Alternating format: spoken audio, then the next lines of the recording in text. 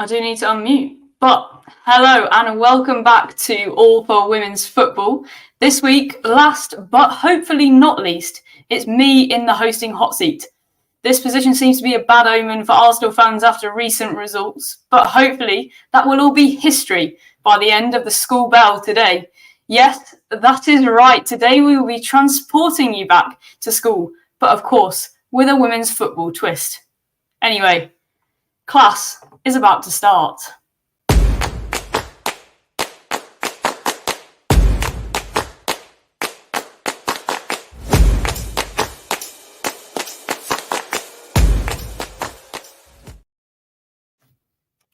Hello all, how are we doing? I feel like I should be taking a register at the moment, but yeah. Meg, are you looking forward to being back at school? Yeah, I've not been back to school for a while, so no pressure, but my maths and English aren't great at the minute, but they were about 5 years ago, so we'll see how it goes. Excellent, ready to test it out. Connor, how are you doing? Yes, not too bad. I'm liking the fact if you're doing a register, because people might notice there's one missing. There's always a naughty kid, isn't there, in the class that doesn't show up on time. So shame on her. We'll get to that. But yes, I'm all good. I'm being transported back to school, though, probably not a good thing for me. I was a completely different person back in them days, which might not be a good thing. Yeah, well, we'll see, and there might be a few detentions dished out. Let's see how it goes. Jess, how are you feeling ahead of this one? I mean, I wasn't really a big fan of school when I went. In fact, if you ask most of my friends and family, they will say that I was just a bit of a rat in school. But hopefully I will be better behaved tonight and it will be more enjoyable. So I am very much looking forward to it. Excellent. And Barry, you've already had a day of school, so what's the thoughts on this? I was delighted about it. I mean, I love being at school. It's not a problem, although it is my job. So I'm delighted that I get the opportunity to be on the other side now. And all the kids that want to be class clowns when they're in my class gives me the opportunity now to be that one. So I'm going to be spitballing up some bits of paper so I can spit those at Meg. I'm going to be taking the mickey out of Connor's hair. I'm going to leave Jess alone because she'll probably beat me up. Oh, can't wait for that. Without further ado, we will be getting into it. So we'll start with lesson 1 straight away, ethics. We're on a tight schedule. It is class timings. And I think the answer to are you smarter than a women's footballer for most of us, as we've probably said, is probably going to be no. If Josephine Hasbo is anything to go by, she's currently studying at Harvard University. So probably not be as smart as a women's footballer, but we will try our best.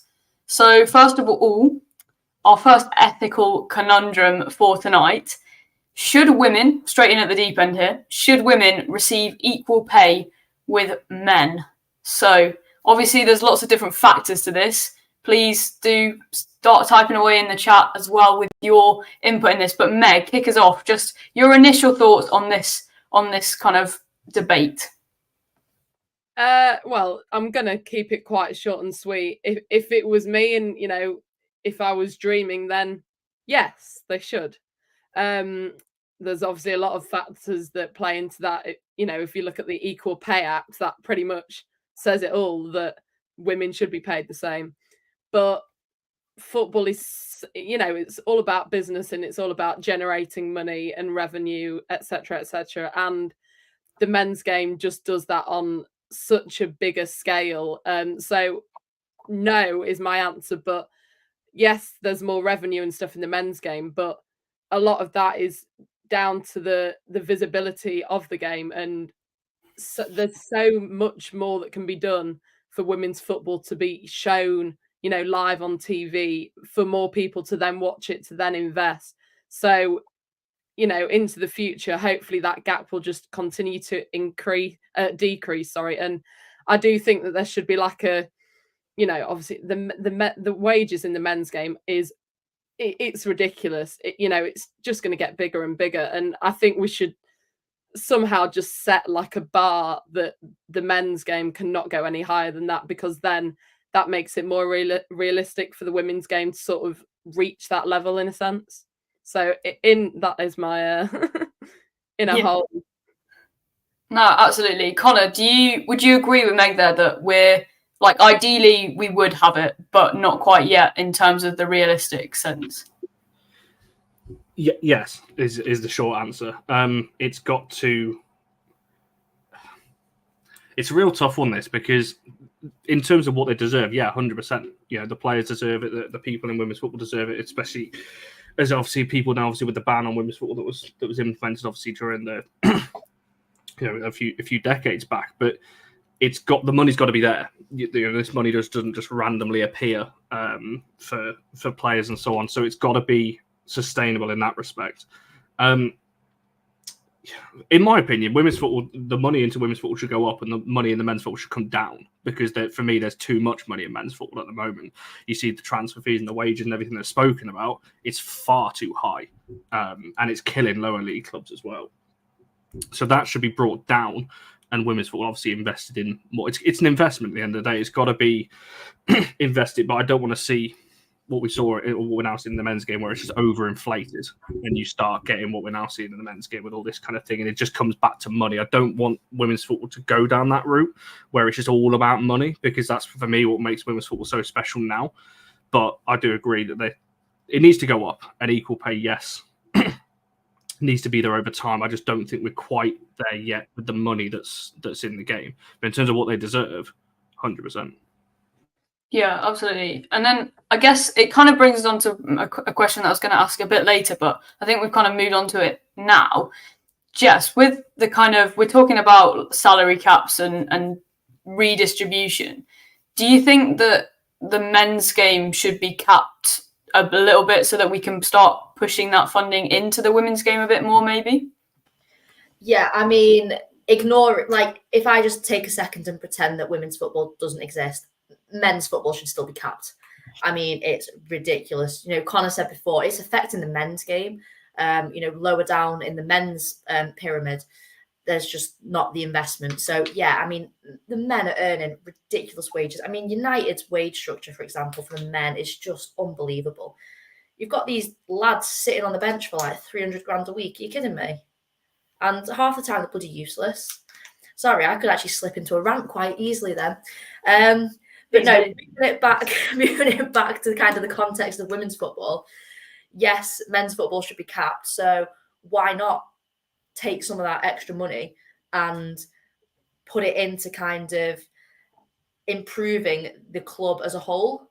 So as a United fan, I will use Man United as an example, because I will say that their wage structure is probably one of the worst that I have seen or known from all the clubs on this planet.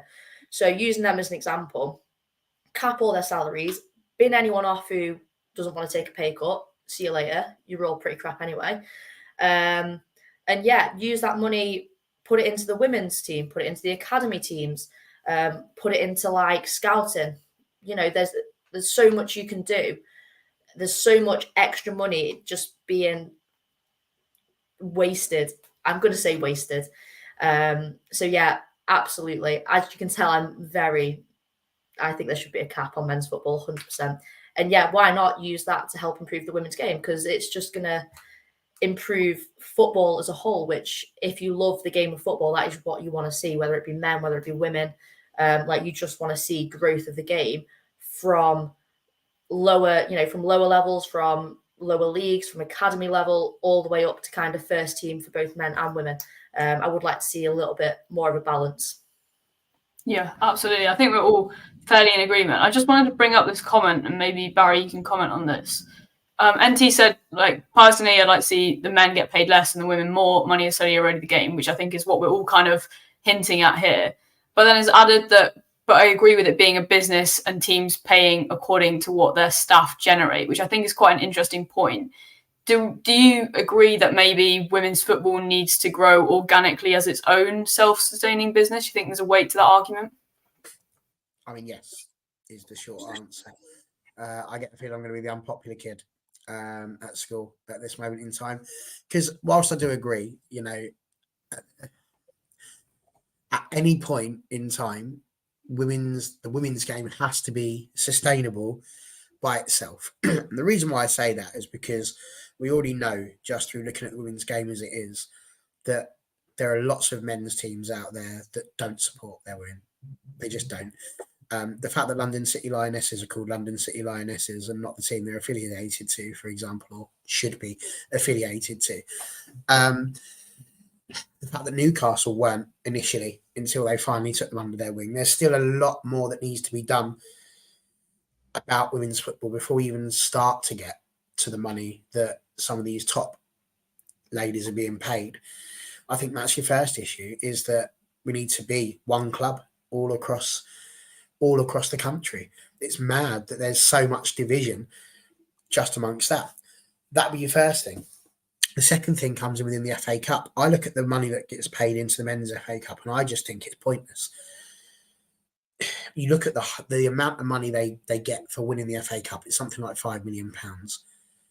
There is no Premier League football team that reaches the final, that wins the FA Cup and then goes, do you know what? That money's going to make a real difference to us. It doesn't. It just doesn't. So it needs to be in a position where in the earlier rounds, there needs to be more money. And that's the same thing with the Women's FA Cup. 460 odd, we just had to draw tonight, 458 or something like that teams started. But how much money has genuinely been generated through that? I look at Stevenage Women and how we got on. I think we probably got about 10 grand just for getting through a couple of qualifying rounds. That's not much. It's good, but it's not much. That's not going to set us up. That's not going to give us an income to grow the game. And that's what we need to do. Where the women's game needs to be different to the men's game is that we need to not do what they've done, where they've just made it so top heavy. Like the men's football is just like a microcosm of life living in this country at the moment. I don't want to get all political about it, but as it's ethics, we might as well get into politics as well. And the 1% have got more money than the rest of everybody combined. And that's what's happened here. You look at the Premier League teams, not even just the Premier League teams, just sort of like the top 6, top 10, have got such a ridiculous amount of wealth that they can spend wherever they want to, that as a result of that, everybody else is just like sitting there waiting for some of the scraps. You know, you look at what the FA Cup's all about. Please, could we have Manchester United or Arsenal in the next round so that we can get some extra money so that we can afford to clean the toilets? It would be lovely. Like, it's ridiculous, the amount of just inequality that there is within the game. So I don't want to get to a point where we're sitting here just talking about should men and women be played the same. Of course they should, providing it works. You look at tennis, they had that conversation for ages. The women only play 3 sets as a maximum, the men play 5. But it doesn't change the fact that people still turn up to watch people like Serena Williams play tennis. They're not sitting there and going, oh gosh, it's Serena Williams, I think I should go to the toilet now and miss this game entirely. They're all sitting there cheering and going mad. Emma Raducanu, they're going just as mad about her as they did about Andy Murray. So I just don't think we need to be getting into this. If we're not going to make men and women's football as a comparison in general, let's just not do that. Let's concentrate on making women's football the best product it can be. I want it to be, and I'm not just saying this because I'm in the lower league, but I want to see these lower league teams given the opportunity to play. How many women's games are getting called off because they're being played on grounds that just don't have drainage, that just don't have the basic facilities to be able to do it? We're always on AstroTurf when we're talking about ACLs. There's so many other places where the money's going to need to go. I think we need to concentrate on that. That's not to say that these players don't deserve more money. They do, but that's going to come naturally and organically. You should only be paying your staff what you're earning. So if you're a club that's making money and you're profitable, like in the nicest way, Man United are one of the most profitable teams in the WSL because we don't operate at a loss. Chelsea, on the other hand, are just like living off Uncle Sam, aren't they? Because like everything's just like, what's that? I will just pay that. World record fee, doesn't matter. The men's team can cover that. And that's kind of where we are. You're sort of looking at rich kid syndrome. Or can daddy cover that? And that's kind of how it is. Whereas other ones are just like, again, just like begging with their bowls, please help us out. That's what we need to sort out first. We need to get that through that. And that only comes through people going to watch it. Go and watch your local teams if there's not a WSL game, because there's one of the 700 international windows. I've gone on the rant that Jess didn't want to go on. So yes, it would be lovely, but there's just so many other things that need to be addressed first. Yeah, no, I completely agree with you. I think you've provoked a lot of comments that we might go through. I think as well that also speaks to potentially the fears that have come in with the new like the new company that might be taking over. It's it feels very capitalist in how it's doing, which is kind of what you're speaking to about just all the wealth being kept at the top. I don't know if you want to come in on that at all. Yeah, the men's just absolutely got to go down as well. Like the way that game has gone, you just need to push the nuclear button on men's football and let it start again, because it's got ridiculously out of kilter. Like they just shouldn't be getting paid that amount of money. It's absolutely crazy. 100 grand is more than enough a year, really, but for people to even pay that a month, it is mad. I don't begrudge them it, because you look at the amount of people that are coming and watching, and you know, they are akin to Hollywood superstars, to musicians with the ability to entertain and what they do. Just shouldn't be putting that much money into it. It's absolutely mad. The fact that somebody said about putting a sign up saying, can we just have Rashford's week's wages, seeing as how he's not getting it? And honestly, you throw that money, and we talk about it on the men's channel all the time, on the women's channel, sorry, all the time for United. Genuinely, if you gave the women's team £5 million, what a difference you would make. And that's just a drop in the ocean for so many Premier League clubs. It's mad. Yeah, absolutely. I think there we go. Facts, Barry. So, yeah, I think absolutely brilliant points from everyone. And got an addition to class here. Welcome, Mia. I'm so sorry I'm late. Hi, everyone. Did you get lost in the halls? First day at school. Yeah, that's exactly it. Yeah. Did the prefect Connor help you get in? Prefect Connor sent me the wrong way. That's what it was. Wrong direction. Sorry, it's been a long day. I had to help Jess out as well, you see. Yeah, well, moving on. Sorry, I had a better segue and then it went and we're here. So, no, from Mia. It wasn't. I'm not blaming Mia for that. Sorry, Jess. I blame Mia. Okay. Well, there we go. Again, getting plenty of. There we go. First attention of the show potentially. This is already a group bully, can I say as well? I think that was bullying, Jess. We'll go straight into the second ethical question. Might have to cut it down to just two, but I think it's kind of. We might get through this one quite quick because I think we kind of touched on it in the previous one. But it's kind of talking about how we distribute this funding and where it's going to come from. Do we think there should be kind of an obligation on the men's teams that potentially like their participation in the league system, meaning like Premier League, Championship, League One, League Two, is dependent on them having some kind of funding for a women's team? I guess this speaks to kind of the London City Lionesses not being funded by Millwall, and whether men's teams should have an obligation to put money into the women's game. Mia, I'm going to throw you in at the deep end. Do you want to start us off with this one? Of course. I don't think the men's team have any obligation at all. However, I think morally it's the right thing to do. I don't know what you've already covered, so I apologise if this has already been said. But I think at the minute, the money has to come from men's teams because women's teams on their own can't stand on their own, which is a shame. But again, we're in the really early stages, and women's football in the UK catapulted really quickly to popularity. And I just don't think that the financial benefits are there yet. So I think it takes a little bit of a minute. But I don't think that any men's team are obliged to do it, but I think that they should do it for the wanting of helping out, because they have ridiculous amounts of cash that are just spent in the weirdest, most useless ways. So yeah, it's an interesting question, but I do think that they should receive help, and I think that it will grow better through the assistance of what the men's team makes. It's quite an interesting question from Trebuchet here. Does anyone know the answer to this? What is the kind of, is that the same thing or is it two different things? I honestly don't know the answer to this, but it's a good one to look up, I think. I think the big dog in this has got to be Chelsea, surely.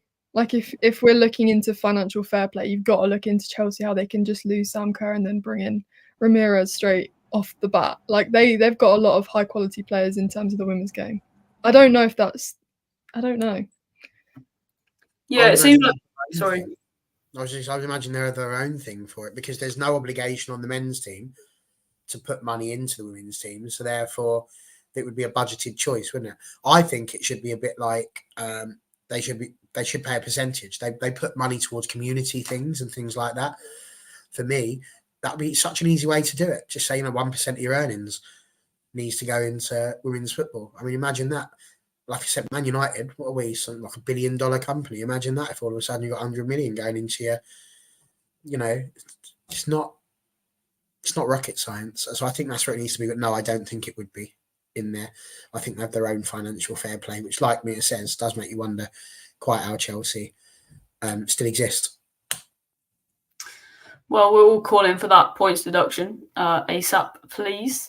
But yeah, I just want to. Does anyone else have anything to add? We've got a comment on this from Sean about. I know Wales that women's teams' finances treated differently to their men's affiliate, for example. So yeah, guessing it probably is the same in England. If so, please, do. Don't the national team and the same? So men and women, the wage parity. See, I think that is a fantastic idea, and I think everyone should do that. And I do think that clubs like men's teams are, like Barry said, a percentage of that, or however they want to do it, X amount goes towards the women's team. Because the way I see it is, if these clubs want to peddle any kind of one club mentality, then yeah, it makes sense. You've got one team bringing in an absolute ton of money. Why would you not? I'm not saying distribute it evenly or anything even close to that, but just give an amount. Because how else are you supposed to keep things like your academies going? It's not just the women's team. You've also got the women's academies. They're not going to bring in any money. So we've got to get money from somewhere. So things like that just improve the infrastructure from the very bottom, and then you've got longevity with the game. Yeah, absolutely. Does anyone else want to add anything, have their opinions on this obligation thing from the men? Meg, do you have something to add? I just want to give an example. When I worked at Wolves Women in the first season, Hull City Ladies were in the FAWNL Northern Premier Division, and they are not affiliated to Hull City Men whatsoever. They just purely run on their own sponsorship and, help from supporters and volunteers and stuff. And they're no longer in that league. They're in the league below now in Division 1 North, I think it is. And it just goes to show that obviously they were in a bit of a decline in a sense. And if the men's team were affiliated with them and, gave them that funding, then, they could be on the rise. And I know I don't want to butcher the name of Hull City's chairman, Akun Ilikali, possibly 12 months ago. All he said was, if the fans want it, if the men's fans want it, we will bring Hull City Ladies, under our umbrella of the club kind of thing. And it's a bit like, if you say that, then that doesn't mean anything. You're saying if the fans want it, that means that you don't want to do anything about it. And it's just sad to see, really, because when I went to Hull against Wolves away, it was just so sad to see how awful the pitch was that they played on. It was just a grass field. It was so muddy. It was heartbreaking, really, compared to the other away games that I went to that season. And it was just obvious that obviously the funding and help wasn't there from the men's side. And apparently Hull City think they're going to be in the Championship or maybe the WSL in 5 years' time. Apparently they've got this 5-year plan or something. And I can't see that happening unless they have backing from the men's side or from somewhere. But where is it going to come from if it doesn't come from the men's side? So I think that's an interesting case study, if you like to call it that. Yeah, I think that point is really interesting in terms of it would be so nice to have a women's only club thrive, but it just doesn't feel possible because we've got all this investment from the men's team, and therefore maybe there should be that obligation to kind of get women's football started at the moment. We'll move it on to the final ethical debate and we'll whiz through this one. But this one is very just women's football centric, and it's still again on that money issue. But do we think then, we've spoken a bit about wage caps and that's come up a little bit, But within the women's game, do we think that, let's take one league, for example, do we think there should be a max like cap or budget? It doesn't have to be all allocated to wage, but just a max budget that each team is given to make it a kind of like fairer league. Do we think that would make women's football fairer, more interesting, more competitive? Is that a bad idea? Barry, what do we think? I'm going to go, my instincts say no. I don't know if that's just because of what I'm used to in life with football as it stands at the moment. What you make, you should be able to spend. I've always, and we've got TJ in the chat, and we know that he's from the merry old land of Oz, I mean America. And what I like about that is I like the system they have for the NFL, where the teams that haven't necessarily done so well have that opportunity to have a better choice of the young up-and-comers that are coming through. And the reason I like that is because it means that even if you've done rubbish for a couple of seasons, you've got the opportunity to build and to have the best of the best coming through. Whereas the ones that are already doing well are left with, I mean, the dregs, I suppose, really is the best way to go with that. They don't get first choice. All the other teams have had a choice before them. And I like that. I like that way that it works because it does create fairness. But when you consider that they are in groups of 4 that never change, they're just always in the same little leagues, always playing, that's an easy thing to do. We don't. We have a little thing called promotion and relegation. And the whole purpose of promotion and relegation is that the 12 teams that were in the WSL should be the best 12. I think the issue you've got is our Chelsea comparatively and Bristol City comparatively going to have the same opportunity to get people into their teams just because of the fact they're in the WSL. In the same way that Man City, Liverpool in the Premier League, for example, and Nottingham Forest. Can they? No. And that's the big issue. You see it even when you go to 4th. The issue that United had was the fact that we could only get like the secondary group of players. All of the top players wanted to go to Arsenal, City, Chelsea, because they knew that they were the ones that were likely to play in the UWCL. So then we get the next best, and then basically anybody else that didn't really harbour any chances of playing the UWCL end up elsewhere. So instincts say no. I wouldn't want to put a cap on it. But as much as people have a go at the FFP, I think that's the right way to do it. There should be a certain amount you can spend based on what you earn, so that we don't have a situation where clubs are going bang. But equally, so that should be the incentive for more clubs to get more money, whether that be the men's team increasing the budget or, as I say, doing it a certain amount. So my instincts say no, but who knows? Maybe one of these SWATs can change my mind. Yeah, we certainly got, I think Sean is very pro here, definitely introduce one. I think Evie's kind of making that argument. Can it really be said that football is about players' talent and managerial talent, given the existing severe financial inequalities? Jess, what do you make on that point? I think it's a really difficult one, and I'm not sure what the answer is, to be honest. I think because you have the same issue in the men's team, like in the men's game, like Barry said. So if we take that as an established kind of setup, I think the only way you can get around it is by putting more money, more time, more investment into like your academy and scouting and kind of growing players organically. That is the only way you're going to get around it, because unfortunately, using like Bristol and Chelsea as an example, like if I'm a player and I can pick which team I'm going to go to, I'm going to go to Chelsea. And you're never going to, even with money, I don't know how well you'd get around that. So all you can really do is, right, Bristol, let's invest in your grassroots level, the emerging talent camps, all of that, and have better pathways to kind of get homegrown talent, and then kind of work on how you're going to keep them at the club. I don't necessarily think that like buying in players and all of that is kind of manageable enough, because best will in the world. And I do think that at some point, like FFP is going to come into it. But for right now, it's going to be difficult for the lower teams to attract players, because you're always going to have a disparity. I mean, look at Newcastle.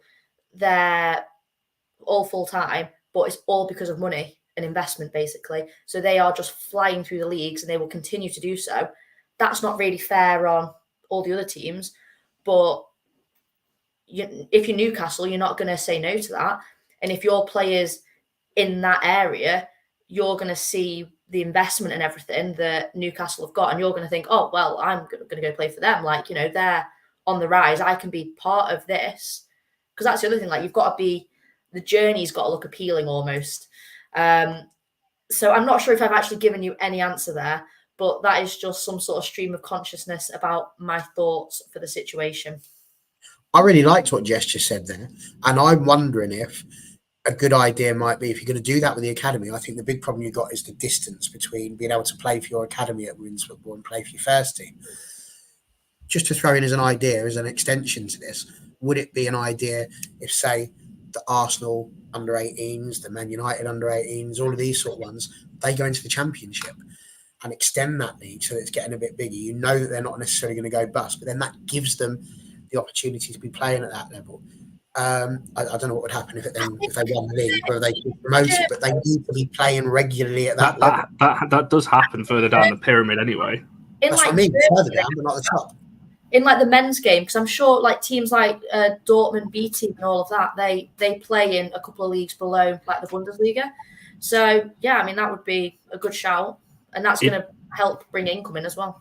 It does happen. As I just said a second ago, further down the women's football pyramid, there's a rule in place that you can't, if that development side then wins the league, they can't go up, and it just goes, I think, to the next person down anyway. So it's a potential idea. But very quickly, just on what I was just made up, brought up Newcastle, and they were the example I was going to use. But I was also I can't name the club for obvious reasons, but there's a chairman I speak to that they're all under the same thing. Women's football right now is very cheap in terms of the money that is required to put in. Newcastle they're throwing a lot of money in comparison to other teams. They've not thrown millions and millions behind their women's team, but they're doing what they need to do to go up the league.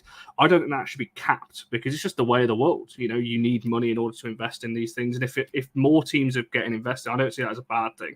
So I don't think they should be stopped. There definitely needs to be some financial fair play thrown into it. We don't want to be just, all of a sudden the teams with all the money that you don't really always know where it comes from and just thrown everywhere. It should be on what you earn and so on. But I don't think at the moment where women's football is, while it's on the cheaper side, for clubs lower down the pyramid to start throwing money at it, because that's only going to make the game better. You're going to see better teams in the Championship, better teams in the lower half of the WSL, and then the league start getting better. Obviously, then you go into a whole other conversation in expansion. So my very short, long-winded answer: you don't put a cap on it for now, just because of where the game is, and owners and chairmen and things like that are seeing it like that, because it is on the cheaper side and it's easier to invest now to push the teams up through the pyramid before it does get to the point in 10, 15, 20 years' time where it's going to cost an absolute fortune, as we're seeing in the men's game now in like League 1 and 2. You need to be ridiculously rich to invest to go up through the divisions there. Yeah, absolutely. I think we've got if we're going into ethics, I guess this point does have to be raised with how quickly Newcastle can move up, just where that money's coming from. But kind of a side point there, not we won't focus on that right now. I think that's a whole other issue that we don't want to potentially get into today. But Mia and Meg, just to round us off then, we've had a lot about potentially the practicalities that it might throw up in the current situation. If we go into a vacuum where women's football it's not unequal with men's football, it's just its own entity, and you're creating a new league, do you create it all equal and make everyone have the same kind of budget, or do you like that competition of different budgets? Either of you can go first. Okay, I've got an answer. Okay, so I think that having a cap is a good idea on the surface because, as Barry was saying, you want things to be fair, etc. However, I wouldn't like to see a cap. I think there needs to be a cap because you can't just spend. But I don't want that cap to be everyone has to have the same value of players on their team, because I think what makes football so special is, and especially women's football, that teams will bring in a player from Moldova and see some quality in her, bring her in, and she'll be the next superstar. And it's not like she costs peanuts, couple of quid, and she's the next star. And that's the same with men's football. You scout around, you find these players that aren't like Sam Kerr. You're going to pay like $500,000 for her. They are the people that you don't really see that are playing in the lower leagues. That's where the beauty of that comes from. So I think if we like, I suppose there is a cap to it, but equally it's just nice to know that you can pick some players who, you know, you don't really know. I'm not sure if this point's being made very clear. However, I do like the idea of a cap, as I'm saying. I think you can't just spend loads of money. And again, how Chelsea are allowed to do that is there's got to be some rule about that. But no, I think it makes it good. I love a relegation battle as much as I love a title charge. I think a relegation battle is gritty and everything's on the line, just as if, you know, last season, sorry, the United fans amongst us, but when there's a point between it, that's equally as like exciting because it's like left to the final day. And I think if you put everyone on the same level playing field, it's like, okay, everyone has a chance of winning. But I just think that's boring because I like to know who the losers are too. Yeah. Do you think you'd lose that sense of an underdog, Meg?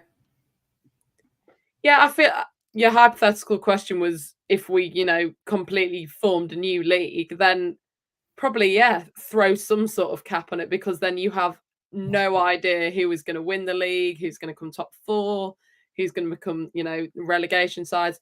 I think obviously the WSL is certainly becoming more competitive as the years have gone on. I mean, we kind of still know who maybe the champions are going to be most years or, you know, the top 4, but relegation now like is you kind of don't really know. I mean, I didn't think West Ham were necessarily going to be, you know, right near the bottom this season. So I think in terms of that, I think, you know, with the league how it is at the minute, I don't think you necessarily put a cap on, you know, spending, but you sort of put it on each individual team in a way in terms of like how much they bring in, you know, would be like, oh, you can spend this much because you bought this much into your club sort of thing. I feel like that would still maybe not make it as competitive, but it would make it, I don't know. I feel like it doesn't need to be necessarily more competitive because we are seeing different sides, like Liverpool are so much stronger. You've got Spurs who are so much stronger, unfortunately. But I think one of the biggest things is obviously people have said it countless times is the gap between the Championship and the WSL is still massive because you're not guaranteed to come back up, are you, when you go down to the Championship? I mean, I guess it's the same in men's football, but I think there could be, you know, some sort of cap in terms of that, so it makes the relegation from the WSL and the people winning the Championship, it makes that more. So you might get some yo-yo teams that come down, go up, come down, go up, because who doesn't like to see a yo-yo team, I guess? Yeah, absolutely. We'll leave that one there. I'm sure there's still plenty more to be discussed, but I'm conscious of time. So we're going to move on to one of our speed rounds now. So this is a maths round. Might want to get pens and paper at the ready if you do have one. The panelists, I'd ask you not to look at the comments if at all possible during this, just in case there's any given away. But people in the comments, please do put your answers in there. Just to point out, this is going to be, nothing to everybody watching, but for us lot who are on the panel, if we click the button that says comments, they disappear. And that would be the fair thing to do. I've just done it. We'll be put into it. Laura will put us into isolation. That's what will happen. Yeah. I wouldn't argue with Laura. She's the best head teacher we've ever had. I'll confiscate your phones. Oh, there's no need for that. So, are we ready? Panel, are we ready?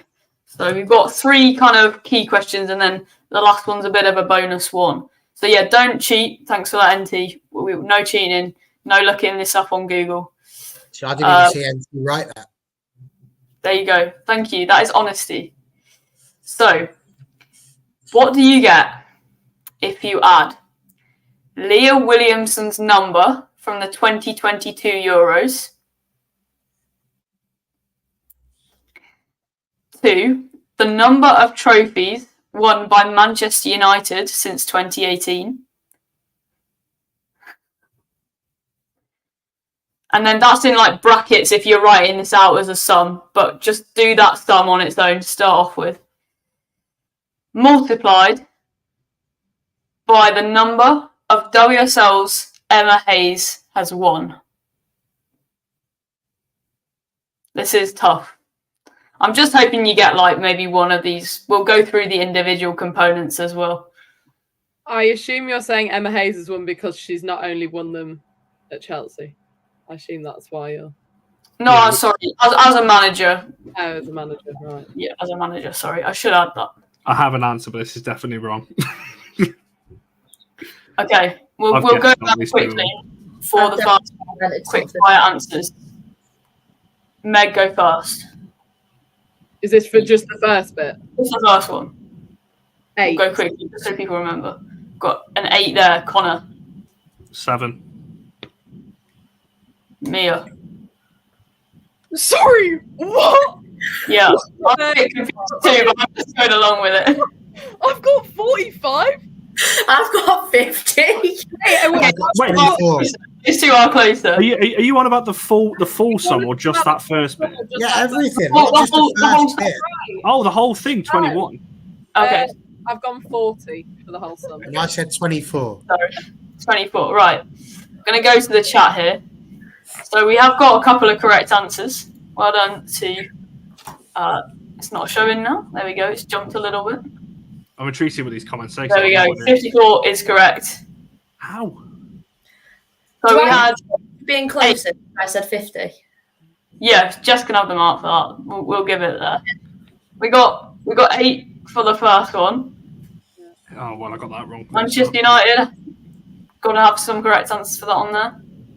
1. Correct. Yeah, I have And- that bit. Emma Hayes was 6. Oh, that's fine. no, I nearly swore. Yeah. That's Very well. Did you put 4 as well, Barry? Only Williamson's Yeah. number. I It's got same, 5. yeah, Barry, same as me. I just guessed and put 6 because I've got no idea. I Okay. don't watch England. Give me a break. Heads back down, everyone. This is a shorter one.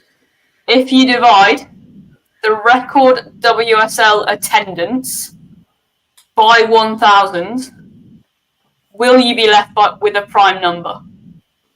Oh, It's a 50-50. that's a quick fire question. I know roughly what the thing is, but I don't know what a prime number is, so I don't know. A prime number is a number that can't be like divided by any whole number, right? okay. It can only be divided by one in The itself. maths One part- itself, yeah. Can you repeat the maths part of it, please? Yeah, the record, basically you just need to know the record WSL attendance. If you divide that by 1,000, so it's going to be, you just take the first 2 numbers, and is that a prime number? So it's I've got my answer, and I'm proud of how I got it. okay. Go on, I think Barry. I've got an answer. The answer I've gone for is yes, because I don't think you'd have gone through all of this effort to ask the question if the answer's no. Because the numbers Anyone too good to sit and work out. I'm saying no, Uh, 'cause wouldn't it? If you divide it, it must be a decimal. So I'm just going to say no. Yeah, I'm saying, Same as Jess. yeah, no. I'm saying yes, just because everyone else is saying no. Yeah, I'm doubting myself now, to be honest. But I'm going with Barry and Mia because I'm going with Barry because I thought that was my rationale with the question. I was like, I reckon people are going to guess yes just because I've asked this question. What was the attendance? I want to know how far off I So was. now I'm really scared. But the record is 59,000. Oh, So if you way divide off. that by 1,000, it's to the nearest 1,000. It's gonna I, be- I don't know where I thought people were playing. I took the Champions League final one in my head because that was just Wow. over 60,000. Yeah, I went for 53, so I was way off. I want to know what the 96,000 seater stadium is, No, I Jess. said 86. I think I was thinking about the the Euros final. I just sat there, looked at it, and went, I've got no idea what the attendance was. Why would Laura ask this question? Yes. Yeah, that's the correct thinking there. See, it's not even math at this point, it's just mind games. But yeah, TJ is correct there. So, the final one of... The fourth one is just like a wild one that you're all going to hate me for. So, we'll go for the final one that is probably reasonable. This is back to a similar type to this first one. So, listen in. What do you get if you add the age of Linda Caicedo at the World Cup in 2023 to the number of penalties Sweden scored in the shootout versus the USA? You're taking a piss. Whoa! What the B-bomb? What? So we're adding those two. I Laura. feel like Yeah, I those two. feel like it went to sudden death, didn't it? Or did it not? Is it just that? Just add those two together? Yeah, we've got one final addition to that. Oh, there was a few. So then you add that to the number of goals scored by top goal scorer Hinata Miyazawa at the World Cup. Oh, I know that one. So yeah, that feels good. I think I could have massively just outed myself there, and I think I might have got that wrong. I don't know the pens one. There That was the definitely one I some didn't misses. know. That's the one I had to look up, to be fair. There was definitely some misses. Magdalena Eriksson scored a banger. I mean, most of them were bangers. I mean, Lena Hurtigs was the best one out of them all. Oh, I've got an answer, but Okay, let's go around the answers. Barry, 30. you started off this time. Yep, 30. Okay. We've got some varying answers in the chat as well, so this one's exciting. Jeff, I went with 31. getting close. 33. Oh, I've also gone 33. And I've also gone 33. Wow. Well, no correct answers on the panel. I definitely got the. I feel like I've only got the penalties one. is the answer 32? I was going to say if it's 32, I'm going to scream. 28. 28. What? I was closest. Yeah, there you I go. love As you- this game. What I was need it? the answers now. I'm So intrigued. Linda Caicedo is 18 years old. Yeah. Miyazawa had 5, and there was also 5 penalties taken by scored by Why- Sweden. I thought Miyazawa had 7 for some reason. Yeah, so I did I. don't know why. I put No, 6 I for that, said but they were I put 9 penalties for Sweden. I think I was getting the France and Australia penalty shoot. I mixed up with that one. I think I put 9. Oh, you know. Congrats if you got those correct in the chat. And then finally, just as a fun one, I'm not going to give you half enough time to work this out either, so just prepared for a good guess. How many goals have been scored in the WSL so far this season? Nearest answer wins. 207. Blimey, I know she said not a lot of time, but Christ, straight in. She's out. What? Oh, my mental maths is. I wish I had Are we allowed a calculator? 64. Sorry. I originally did this right as the amount of points total scored in the WSL this season. I tested it on someone on my course, and they got it dead on, like without even looking. And I had to change it because I couldn't risk that. Okay, I'm going to go with 240. Why have I gone so low?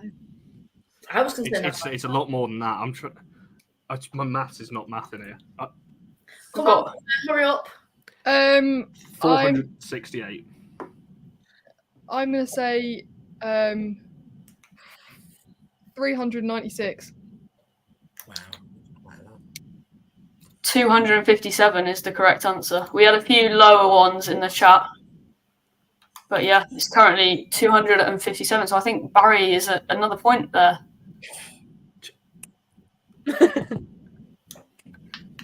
So that is, Sure. Top of the class, Barry.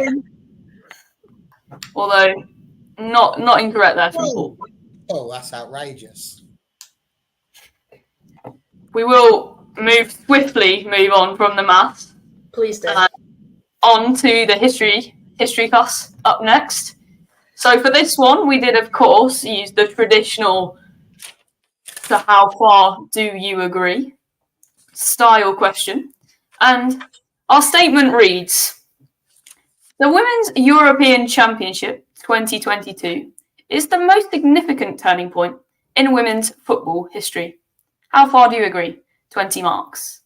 So, what I got our panelists to do, and please feel free to give your opinions, if you want to submit a 20-mark answer, I can't say I will mark it, but you're more than welcome to do that. What I'd got our panelists to do was come up with an alternative to what, this is probably a factors question if we're going back to GCSE. So we've got different factors in the chat, and yeah, I think we've got some interesting points already coming up in the chat. So Meg, let's start us off. What is your alternative, and would you agree or disagree with this question? So it was hard for me to actually kind of pick one that was like, yes, that's a bigger turning point. But this one was probably chosen. I think Connor said he's chosen his more because of personal, and mine's probably more personal. But I think the most recent World Cup has had maybe a bigger impact than people may think. I think obviously it's the first World Cup where we've seen an expansion in the amount of teams that have been able to play. And I mean, that creates a lot more competitiveness. We see more teams. We see the spotlight on players we've never seen before.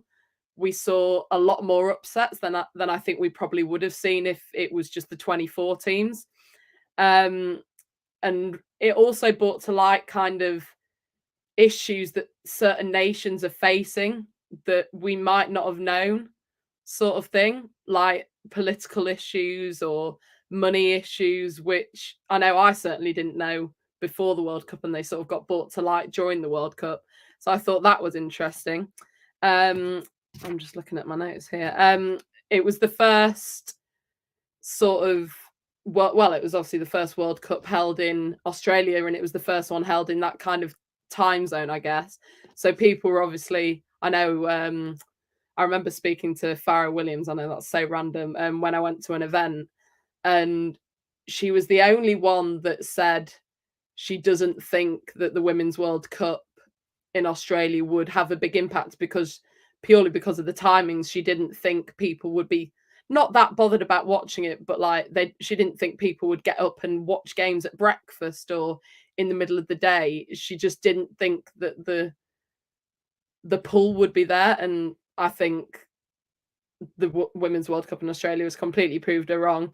The China versus England game, obviously China got absolutely battered by us in the group stage, but 53.9 million Chinese people tuned in from China just to watch their team because they were in a World Cup. Obviously, they didn't progress far, but it's the stats like that that do show how much of, a turning point the World Cup now has become. Obviously, it's been a pretty, because of like the USA and the World Cup and stuff in previous years, it's always been something that has been highly regarded in women's football. But I think as the years have gone on, it just keeps getting better and better. And I think the expansion of the teams is the biggest point to say in there. But I still don't think that it had the impact that the Euros did. I mean, there were 365 million global viewers of the Euros. And yes, it was just in England, but I think, yeah, it had a global impact. And obviously, women's football is on the rise a lot more in England, obviously, than it is in other countries, which is a shame. But you kind of have to look at, obviously, we're fans of mainly English football. I know Mia's a massive fan of a lot of European football and stuff.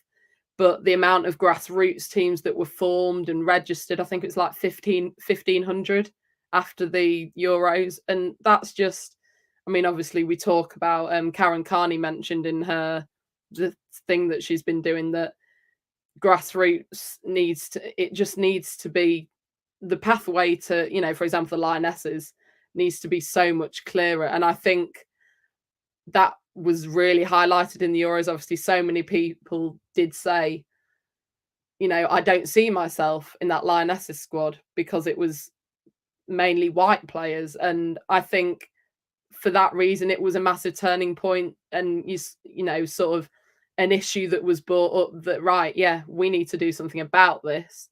And I think if we didn't have the spotlight as much as we did on the Women's Euros, people wouldn't really be thinking about, you know, the talent pathway and stuff like that as much. I know my job that I've just got at Grimsby Town have literally just formed an emerging talent centre for girls, because women's football in Grimsby there's just, it's not there. Like, there's no clear pathway into professional football. And I think that was one of the major highlights from the Women's Euros. So I think that's why it ultimately, for me, is the biggest turning point.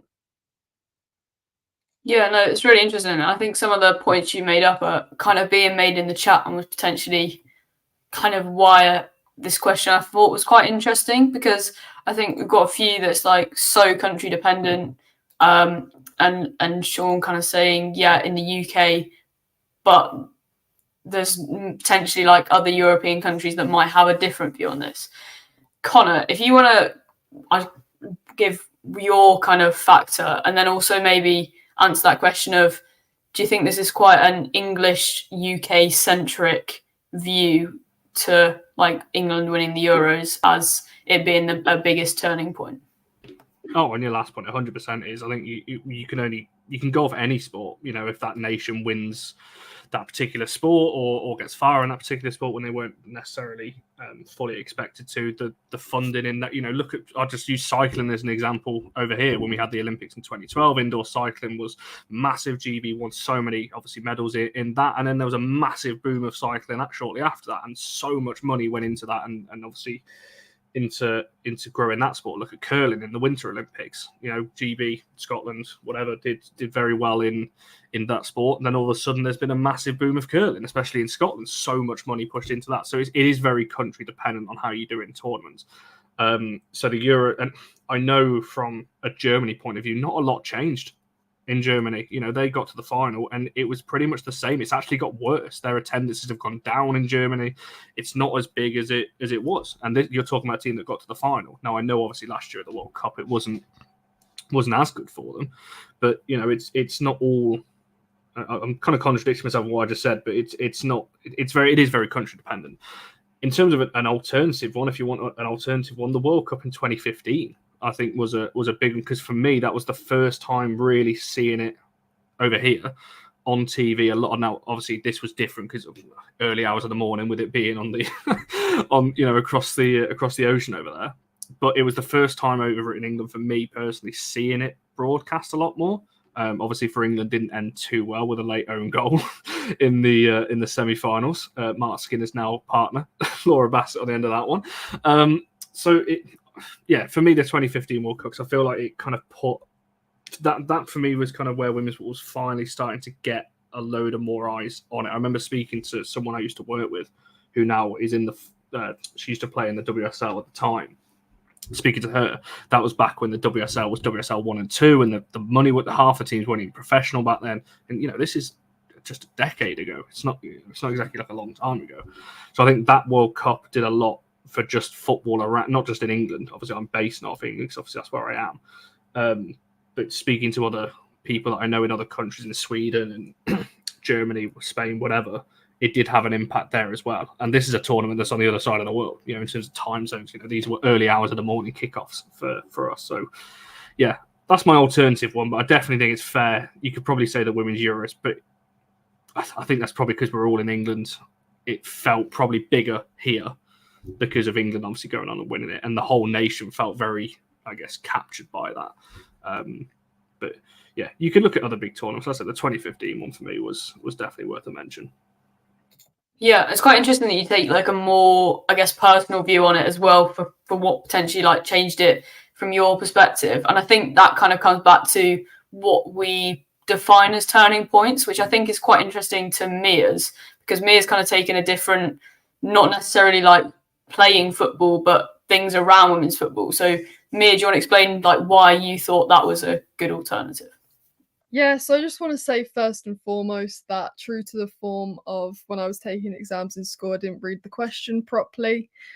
So probably if I'd read it twice, like my mum always told me to read my exam questions twice, I probably would have given you a different answer. But I'm going to firm it.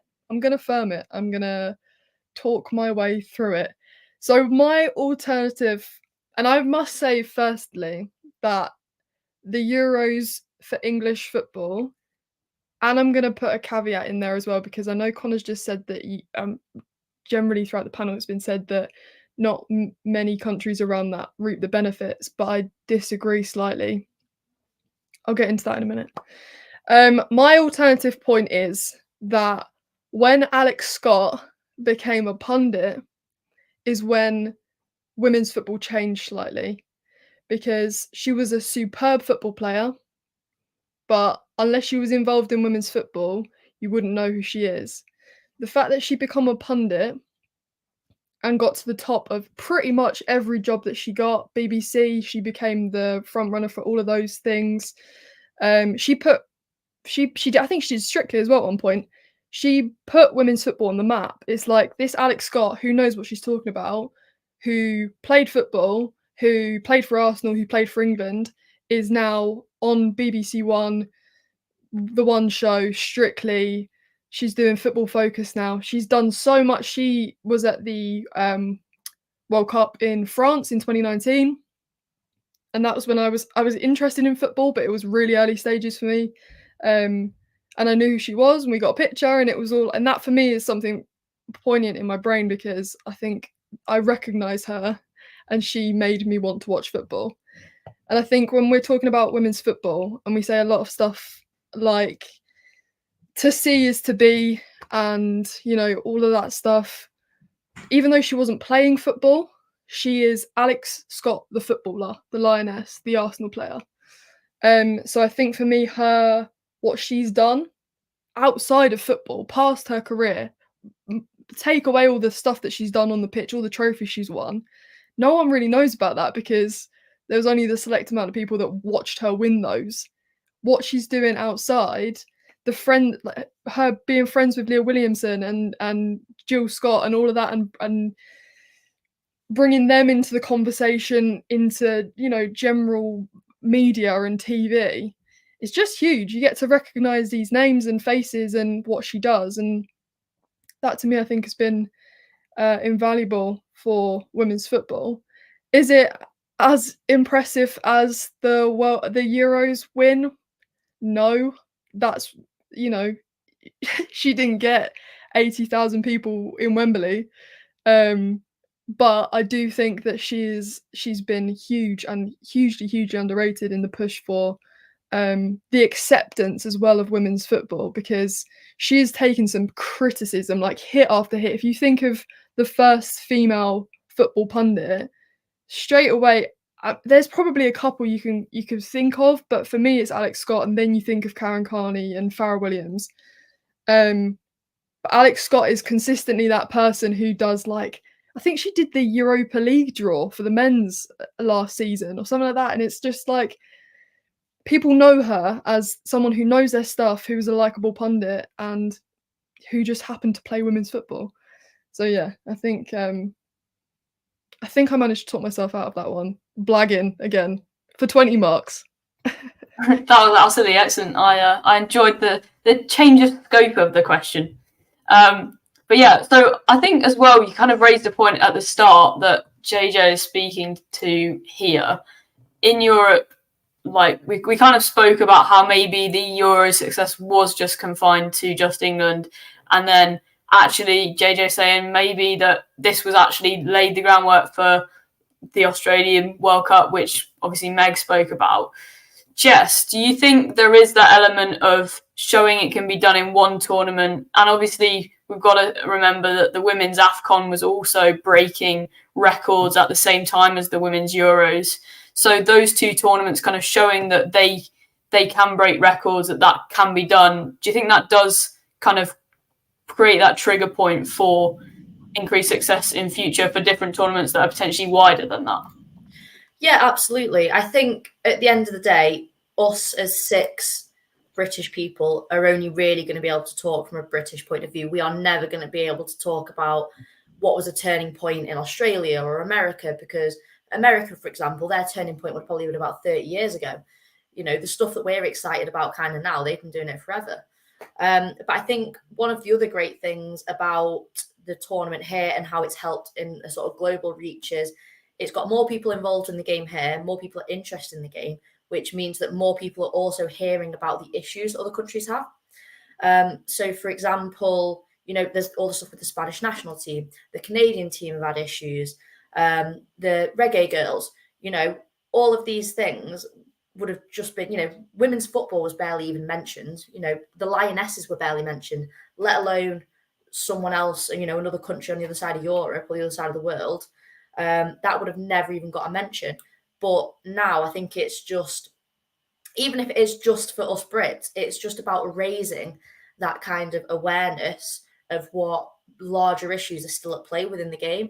And whilst it might not be a turning point, I think it's hugely, hugely beneficial for the game as a whole, because I think it's very important to recognise that whilst we might be seeing loads of growth here, that there are still plenty of countries out there that are kind of struggling to see that. So I hope I answered your question there in a roundabout way. Oh, absolutely brilliant. Mia, did you want to jump in with Italy? Sorry. Yes, sorry, really quickly. I started to make this point and then true to form, forgot that I was making it. So Connor was saying about how potentially there's other countries who didn't reap the benefits of the Euros, and I disagree, because the year after England won the Euros, and I think this has got to do a lot to do with the FA and the push for the countries who were in that Euros to expand. It wasn't just England that was pushing and pushing. It wasn't just because we won that the popularity grew. Because I was in Italy for the Rome-Barcelona game, and there was 40,000 people that filled that stadium. That smashed every single attendance in Italian women's football. And that was, I truly do believe people were there to watch women's football. And I do believe that had a huge impact. Even though Italy had a really bad campaign, I think it helped. Anyway. Oh, that's brilliant. Finally, then, on this round, we've spoken a lot about potentially the last 10 years or so. Do you think, and this kind of speaks to what you might be about to say, Barry, but I mean, when I saw this question, I kind of saw 1990s, the kind of first FIFA Women's World Cup and the first kind of FA run Women's League. What's yours, Barry? And do you think we are kind of a recency bias in this question? Well, there is. I mean, listen, of course there's going to be recency bias because everybody goes by their own experiences. And that's where the question inevitably fails, because the question needs to narrow down. Any exam question would do that. It would go to a specific space and it would expect you to go and talk about that. If you're talking about the UK, naturally, the Euros is going to be a huge turning point because that's where we started to see the accelerated growth of the game. I think the issue that we have, if we just go countrywide, is that for me, I chose 1970. Like, you don't have to be a huge boffin when it comes to talking about women's football to know that it was banned in 1921. Basically, all the men got scared because the girls were doing quite well, and they just went, "Oh God, no, we can't have women playing football. They need to cook our tea," which is a disgrace because nobody calls it tea; it's dinner. So what should have happened? Oh, shut up, Meg. No, I'm not having that. It's dinner, right? No. I was more laughing because it's tea. I was laughing Barry, because there's people that probably lunch and tea.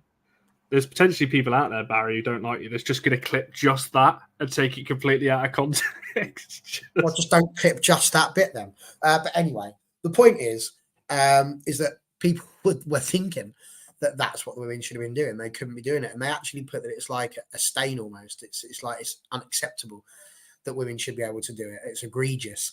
And as a result, the game stopped. It just stopped.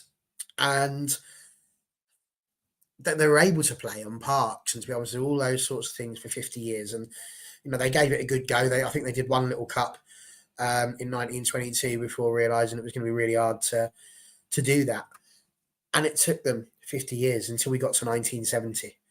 And when you hit 1970 is when the world finally started to realize, I said world, you know, the world in terms of British football, finally woke up, and the FA decided to say no more. The women can come in again. They can play on FA registered grounds. They can actually have their own trophies. They can do all of the things they should have been able to do 50 years ago. And this is where it gets frustrating, because you're still having these arguments now with the likes of Joey Barton and all these other ridiculous men that have just got fragile little egos and can't actually bear to see the fact that women might actually be better than you at something. It's quite scary. It's genuinely scary. But that, for me, is the big turning point, because without that, you don't have the Euros. And for me, I'm going to get quite patriotic now. So if you're not British, I'm sorry. But we made this game. And to me, it's an absolute travesty that we made the game and then we made it inaccessible for a portion of our population. That's unacceptable. You just can't do that. It's our national game. And we made it unaccessible for the girls. And that wasn't right. It wasn't right at all. And I think that when you've invented a game like that, you should have everybody able to play it. It should be championed. So for me, 1970 is the turning point in English football, because without it, we'd still be in a situation where the ladies can play football, and that's not fair. So that, to me, if you're talking about the biggest turning point, it has to be that, because it was allowed. Like, you talk about the biggest turning point in women's rights, it's going to be getting the vote, because without that, you weren't able to have an equal voice. So it's all of those sorts of things that I think matter. But what's really got me about this conversation is how actually it's so narrow.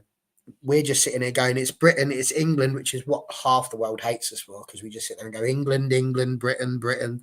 That's what we do. So I'm going to throw in a late one, which was unexpected. Because back in the day, somehow I had no idea who Farrell Williams was until recently, when I first got into the women's game. But yeah, I knew people like Rachel Yankee, Alex Scott, Hope Powell. These were names that I knew.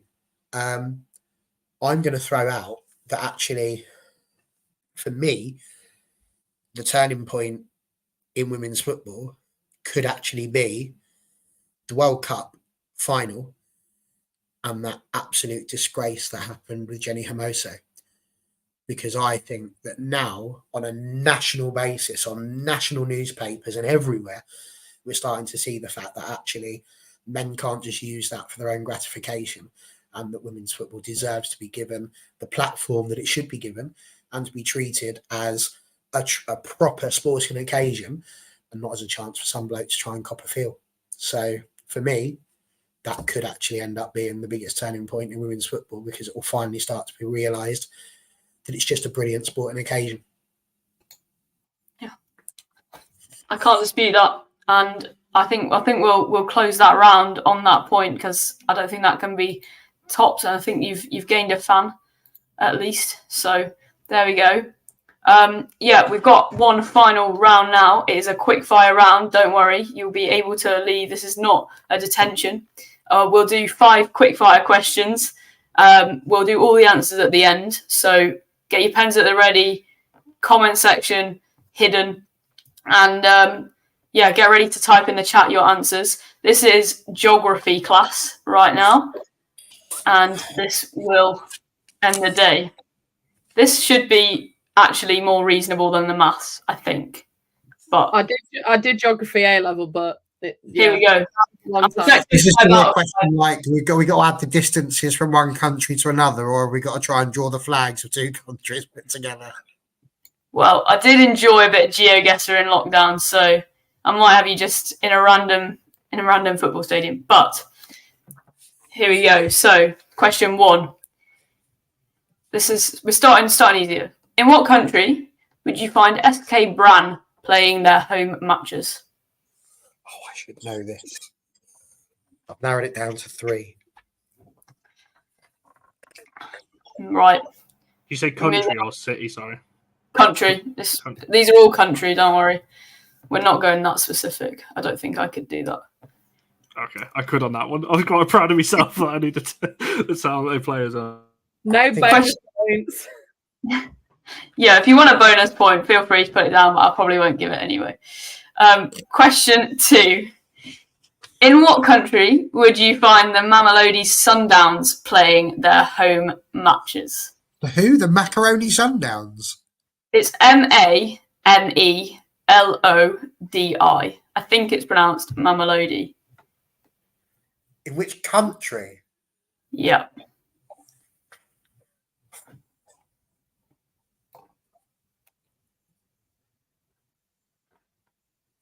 All right.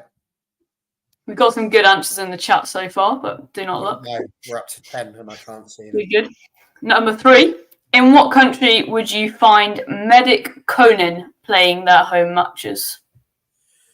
Medic Conan. I'll spell that out in case it helps with the kind of like languages. So it's Medik. Second word, Konin.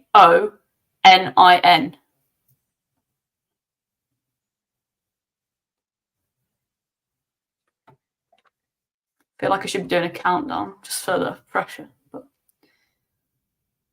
I don't think I'm getting very many points in this round. okay, number 4. In what country would you find Rosario Central playing their home matches?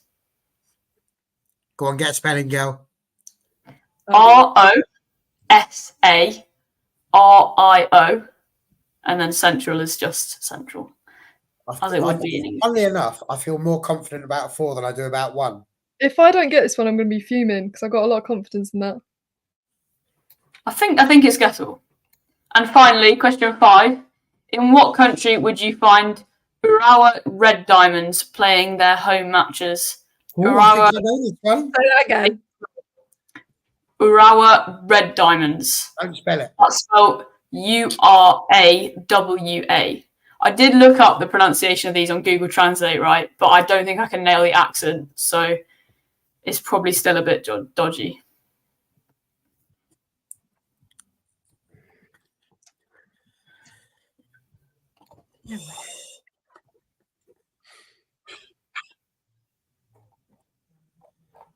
We've got some very solid answers in the chat. I felt so confident with the first 4, and then you said that last one. I've got no idea. Whereas I'm completely unconfident for the last 4, and I feel more confident for the 5th one now. I Now feel less confident I for feel number like I've gone very rogue with number 5, especially. I think I've just plucked a country out of thin air, to be honest. That's why I've just written down a random nation. I'd like it if it wasn't even a country, even more, to be fair. So, question 1 then. I mean, it better be a country, otherwise your question has terribly failed. You said I the wrong hope so. country. They are all countries. I'm very certain on that one. That is one thing I can be certain on. Right, anyone want to pop up with question Norway. 1? Norway. And the town is Bergen, for those. Shut up, prefect! Come on, give me a bonus point for that, please. Go on, then you can have a bonus point for that. No, but if it comes down to a break, it's not happening. Yeah, we got a few correct answers in the chat. I won't put them all up, but well done if you got that one. Okay, question number 2. What did we get? I've guessed South Africa. I think South Africa. I also guess New I've Zealand. got Mexico. I put Mexico as well. South Africa would be correct. That is the correct. Oh, I put that for number 5. Really? Yeah, Leah, we're so good. My God, look at us. I actually knew that one, actually knew it from just knowing the team, which is really bizarre. Oh, that's solid knowledge. Mm. Okay, question 3. Any guesses for this one, or anyone know this one? Turkey. I said Poland. I put said Czechoslovakia. I said Czech Republic. I Yeah, put Czech Republic. Slovenia. So well done. Yes is correct. This is Poland. Oh, Well done to Sean as well there. just That was the We were Yeah. all in the right area of Europe. Yeah, I want Jess on my pub quiz team. I've decided. it was all I guess guessed. she knows South Africa. Question 4 then. Yeah, she knew that one, didn't she? I've got Yes, I Italy. actually knew South Africa from having the knowledge in my Oh, you brain. had that one as well. Yeah, Oh, I didn't high five you. Well done. Thank you. Bottom row's nailing it. I think this one's Argentina. Oh. I I said said it's Brazil. I said Italy just based on the fact that me it was not in the I said Sweden. Rosario It- is in Argentina. It is, yeah. Argentina is correct on this. Well Oh, done, well, Mia. I've Me got and the last one Connor wrong, both yeah. had the same I idea. swear, Messi was born, guys. Come on, full knowledge, He's not. please. He's not. Very All good you need at to know it, is Messi's better than Ronaldo. You don't need to know anything else. I'm too tired to argue this. Move on. Listen, Question. you need to argue that is awful. Question 5 then, the final one. What are I the genuinely feel like I pulled this out and I'm going to be gutted. If I get it wrong, I'm just going to log straight off. But I think it's Japan. anyone? Any advances on Japan? I No said idea. Bulgaria. I'm not sure if they even let women play football, but if they do, there might be a team with that name. I don't remember what it was there. Japan is correct. So, Go on. Harry! I'll tell you why. I so always go to live football on TV to see what's on, and they're always some random channel, and it's always in the Japanese league. So that's how I must have got it. I've never said any of these other teams. apart from you. France. Well done, I'm Barry. taking that. Barry 3 out is of 5. actually Ah. Mr. Worldwide. yeah. Barry Well, is. I'll be allowed Pitbull. in work tomorrow now. Who's got the most there then? What's our? Anyone I've got 3. I got Right. 3. solid? I got We got a joint 3 winners then. That's solid. 3 with 3. Well, thank you very much. We had one comment saying it's more exciting than Tipping Point, which I might put on my CV. I love Tipping Point. Who doesn't want to be more exciting than Tipping Point? But yeah, thank you very much for everyone coming to join us in the class today. And I hope you maybe learned something, even if it was just that maths and football don't mix. So thank you very much, and we will see you next week.